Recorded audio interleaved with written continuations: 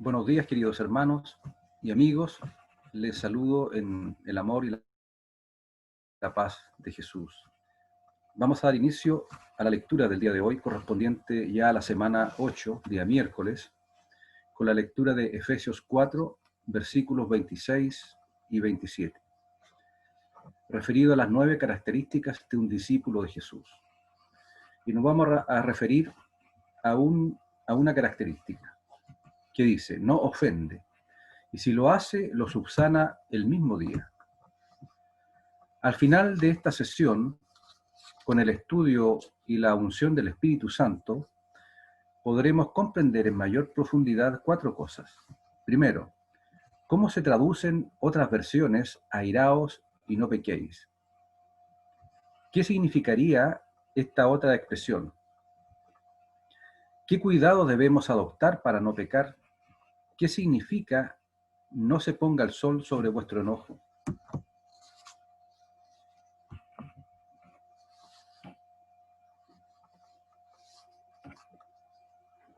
En el recuadro izquierdo vamos a leer el capítulo 4, versículos 26 y 27, en la versión Reina Valera del 60.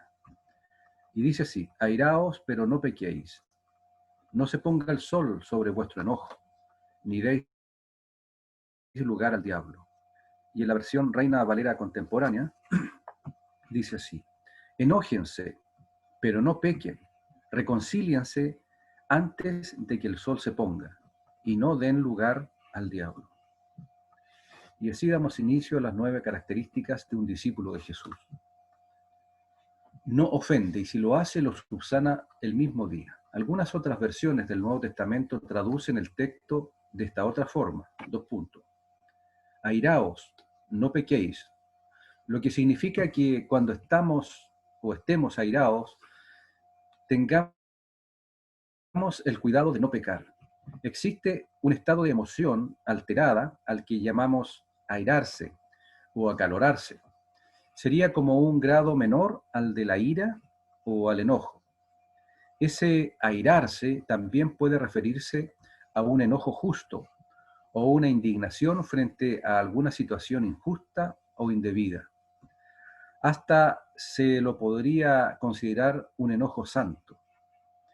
En algunas situaciones extremas, enojarse podría ser un recurso legítimo de aquel que es autoridad. Un padre o una madre, en determinados casos, pueden llegar a enojarse con sus hijos y reprenderlos. El profesor puede hacerlo con sus alumnos. Un magistrado ante un desacato. Airaos, no pequéis.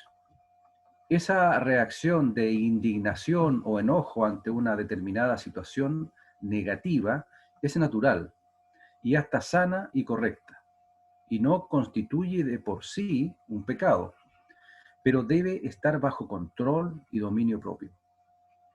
Dios también se enoja y en su ira puede enviar juicio sobre personas o naciones, pero Dios es santo y su ira siempre es santa. Sin embargo, no sucede lo mismo en nuestro caso, dado que somos pecadores. Cuando nos enojamos o nos airamos, nos volvemos muy vulnerables y proclives a pecar. En ese estado es muy fácil perder los estribos, ofender, gritar, herir o insultar.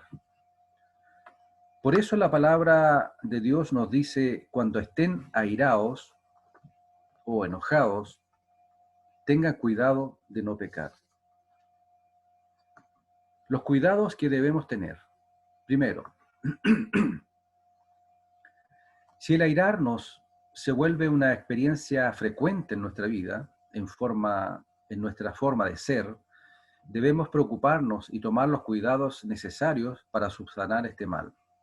Segundo, si al airarnos observamos que caemos en pecado, entre paréntesis, ofendemos, gritamos, herimos a los que nos rodean, cierre paréntesis, es preciso que nos arrepintamos y cambiemos nuestra conducta y nuestro trato hacia las personas.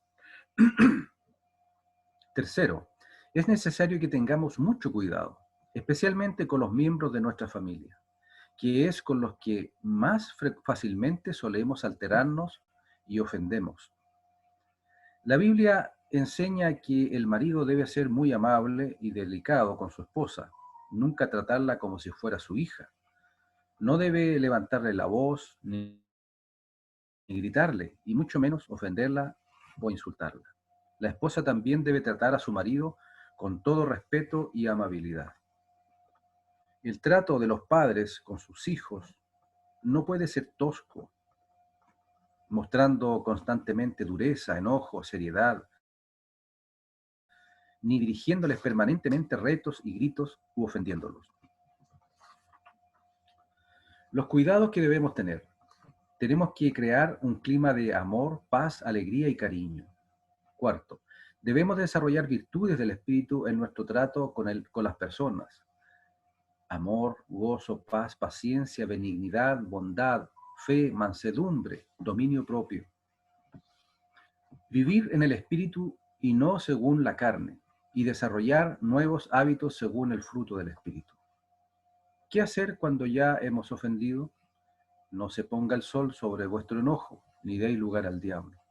Muchas veces cuando alguien peca y ofende, su primera reacción es justificarse ante sí mismo y aún delante de los que presenciaron su mala conducta.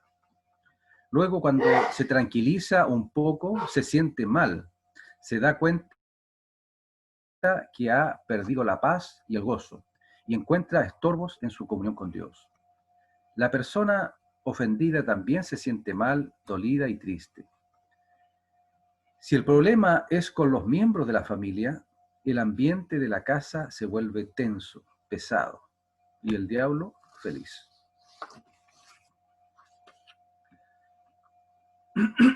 No se ponga el sol sobre vuestro enojo, ni deis lugar al diablo.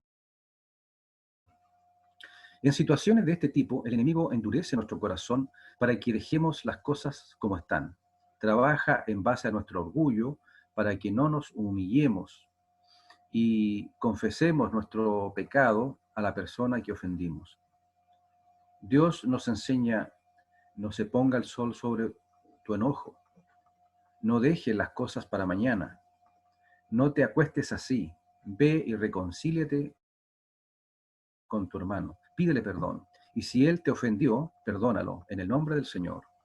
Si el diablo te ha vencido en el primer round, no termines el día derrotado. Levántate, humíllate ante Dios y vence al diablo. Es importante terminar el día en victoria. Si dejas para resolverlo otro día, le concedes demasiada ventaja al diablo. No deis lugar al diablo. No le des esa ventaja. No le concedas espacio. Quítale todo terreno en el que pueda operar.